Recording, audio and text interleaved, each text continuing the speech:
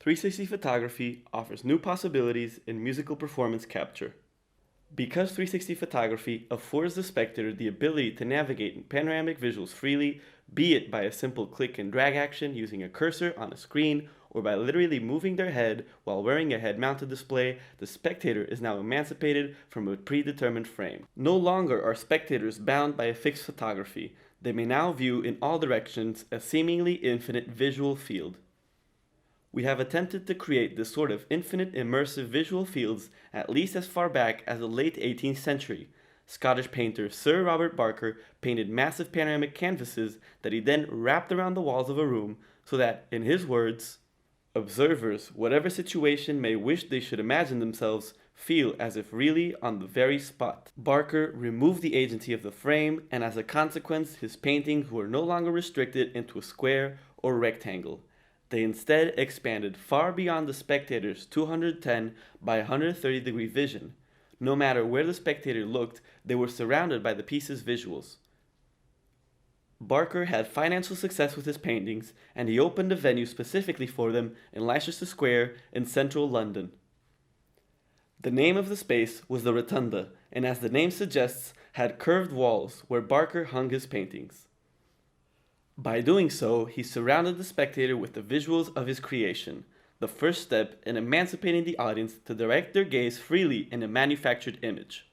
With the advent of photography, so too did pioneers start experimenting with panoramic images. The first patent is attributed to Joseph Pushberger in 1843. By 1898, panoramic cameras had started to be produced in the United States. But a single device that captured 360 cinematography was only made possible with the digital revolution. So let us fast forward to the year of 2015. 2015 is a very important year for 360 cinematography because from a practical standpoint, one of 360 cinematography's greatest hindrances was overcome. And from a distributive standpoint, two social media giants embraced this new medium. The practical hurdle of 360 cinematography was a process called stitching. At first, we utilized rigs with multiple cameras pointing outwards, filming with fisheye lenses as a means to capture in full 360. Stitching had to be conducted to erase the seams from the footage and create a single, coherent, panoramic image. It required the manual erasure of the seam lines between the various camera angles by using software like Color or After Effects to create a coherent panorama. Currently, software has been automated to reproduce this task without human intervention, so outputting 360 cinematography is now a facilitated process. Furthermore, multiple 360 specific cameras for both consumer and professional level were released. 360 cameras range from the pocket-friendly devices such as Samsung's Gear 360 that captures at 3.9K, launched in 2016, and the Insta360 One X that captures at 5.7K, launched in 2018, all the way to the more high-end models such as the Insta360 Titan that captures at 11K, released in 2019, and the Facebook Surround 360 that captures at 8K. The gradual releases of these and other pieces of hardware begins to establish a market for 360 specific cameras, but as we know, this is just half of the cinematic equation. Cinema necessitates both a camera or a capture device and a projector or a playback device, the second half of the cinematic equation. This is when social media giants like Facebook and YouTube stepped in. They announced their support of the medium by releasing updates that allowed for 360 video to be navigated and played back on their websites in 2015. 360 cinematographers had only to run the audiovisual file of their 360 film through a metadata injector, so that the extra code determines that the audiovisual file being uploaded to YouTube or Facebook's web pages is in fact to be displayed in a 360 viewer. Finally, new dynamic and distributive avenues were ready for the medium to flourish and expand creatively. Music videos began to be uploaded to the internet, and the first 360 video uploaded to YouTube is a 360 video titled Graffiti by the artist Noah Neal. It was produced with the support of Intel and Color, and although a commercial project in nature, it already commences to show some of the recurring aspects that 360 cinematography artists will employ. The video is a single take, and the PO, or point of entry, is directed at the singer as she sits on a motorcycle. Behind her, a green screen shows us the image of a highway and the various sponsorships of the project. If the spectator chooses to look around, they will view that in fact the action takes place in an alleyway covered in graffiti. Directly behind the spectator, the band plays on a motorized platform where the camera is attached. Around the platform, dancers stretch in cheerleading uniform. At the 29-second mark, the camera begins moving backwards. Noah Neal steps off the motorbike and the green screen behind her collapses to reveal a dance troupe. With dancers all around her, Noah too dances, advancing towards the camera. The spectator is surrounded by dancers that perform in close proximity to the camera. This close sense of proximity is achieved because the spectator must now move their visual gaze in order to see the dancers from head to toe, much like being close to someone in real life. The spectator is further incentivized to look all around them as cyclists, skateboarders, acrobats, and dancers perform, revolving around the camera, never staying in the spectator's static gaze for very long. The choice to have Noah Neal be lifted high off the ground by acrobatic dancers at the 1 minute 36-second mark again reinforces the urge to explore the visual field in all directions, not just left to right, but also up and down.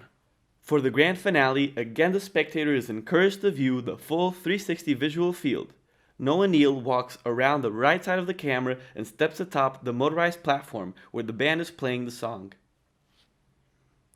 At the 2 minute 25-second mark, the spectator can either choose to view the band performing or view the dancers that now act like audience members and cheer on the band and the singer as they perform. Despite this being a commercial project to showcase the ability to both publish and view 360 film on YouTube, it already started exploring some of the core cinematographic values of 360 cinematography, namely encouraging the spectator to rotate their gaze. One of the first artists to experiment with 360 cinematography is Icelandic singer Björk. For her 2015 video Stone Milker, she collaborated with Andrew Thomas Hwang to capture her performing and singing on a Nordic beach. Björk sings and moves in and out of close proximity to the camera. At the 1 minute 50-second mark, a doppelganger of Björk is revealed behind the singer.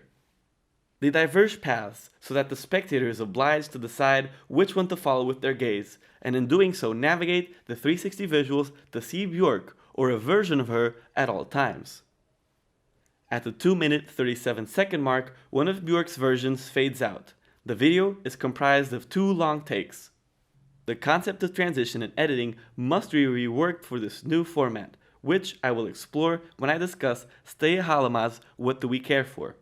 At the 3 minute 57-second mark, Björk's doppelganger fades back in, and at the 4 minute 24-second mark, another Björk is revealed behind her. A total of 3 Björks inhabit the 360 visuals at the same time, and in close proximity to the camera, sing directly at the spectator. With this, director Andrew Thomas Hwang uses proximity to the camera to create a sense of intimacy between Björk and the spectator, while also inviting the spectator to navigate the visual field and witness the many Björks perform.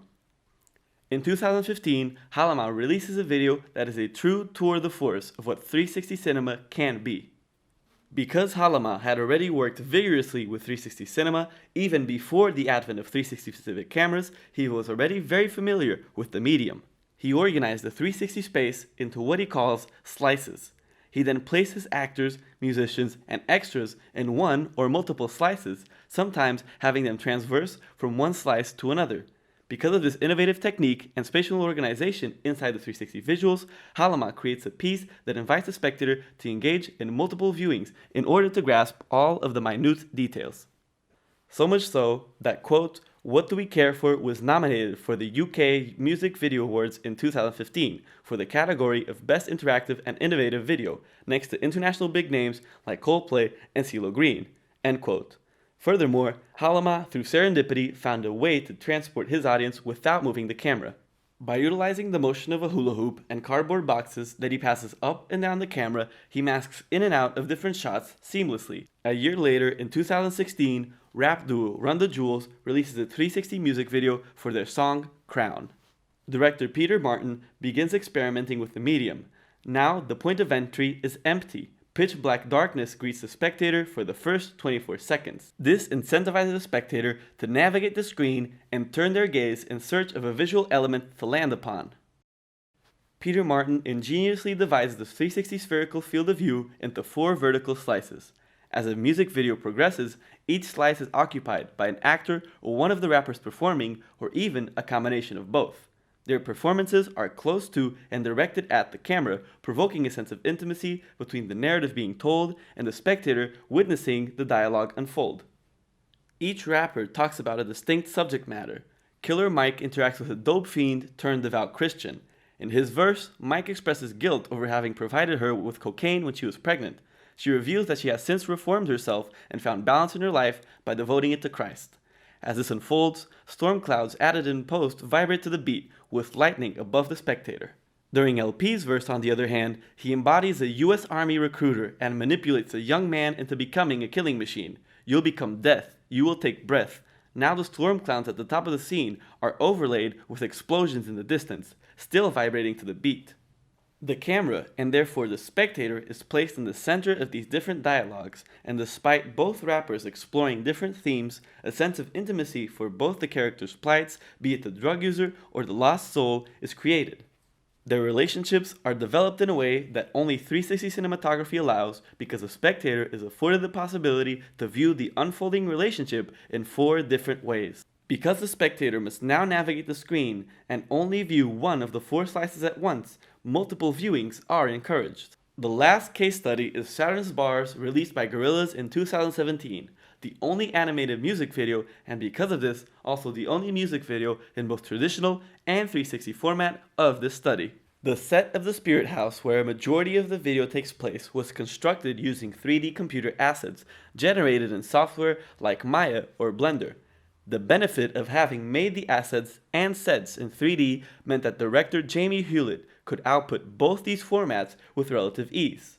The 3D set was constructed for the Spirit House. Therefore, for the very beginning and ending of the video, a new set had to be constructed to surround the spectator. The animators ingeniously placed the spectator on a train carriage with the tablet in front of them. If the spectator chooses to look at the tablet, they will view the music video in its traditional form. Yet if they look around, they will see various characters on the train carriage, some looking directly at the spectator, acknowledging their presence, and other characters just sleeping or looking out the window and elsewhere. On the tablet, once the band reaches the house and rings the doorbell, lightning strikes and we fade to black. The spectator is transported out of the train and to the inside of the Spirit House. During the opening skit, the camera is static. But once the song commences, the camera flies in and out of rooms and walls collide and collapse around it. The collapsing walls reveal a black emptiness that is then revealed to be space itself, and the camera floats around Saturn as if the spectator was one of the many asteroids that makes up Saturn's rings. The eerie nature of the piece is exacerbated by the movement of the camera that has a life of its own, a feat only made possible because of the creativity of the computer-generated graphics and the animated nature of this piece. We hard cut back to the train carriage from the beginning, and we see the ending of the music video skit play out on the tablet. Unfortunately, the enthusiasm from the creative community to challenge themselves to output 360 music videos was not met by the general public. For example, the 360 version of Saturn's Bars underperforms the traditional version by 84 million views. And Google Trends show no sign of increased interest in 360 cinematography or 360 music videos, even with the pandemic. I infer that 360 music videos have not yet fully integrated themselves into the zeitgeist, and the majority of the general public is just not aware of this format. The corona crisis would have made sense as an opportunity for 360 videos to reach a wider audience, but with the crisis being mitigated in several parts of the world and people's interest in being outside renewed, I do not expect a surge of interest in the medium in the near future. Nevertheless, I conclude my communication by stating that 1. 360 cinematography communicates best when it entices the spectator to look around and navigate the full 360 range visually. The point of entry can either have a visual element for us to follow for the duration of the music video, like Noah Neal's graffiti, or omit it altogether, like Run the Jewel's Crown, to encourage 360 visual navigation. 3. Presence in 360 cinematography is a powerful thing, and performing in close proximity to the camera and directly at the spectator creates a sense of intimacy between the spectator and the performer. I conclude with a comparison. The same way traditional cinematography had to wrestle with itself in order to establish its own language and as a form of high art, so too must 360 cinematography undergo the same experimental period and process. I thank you all for watching and wish you all safe travels in 360 cinematography.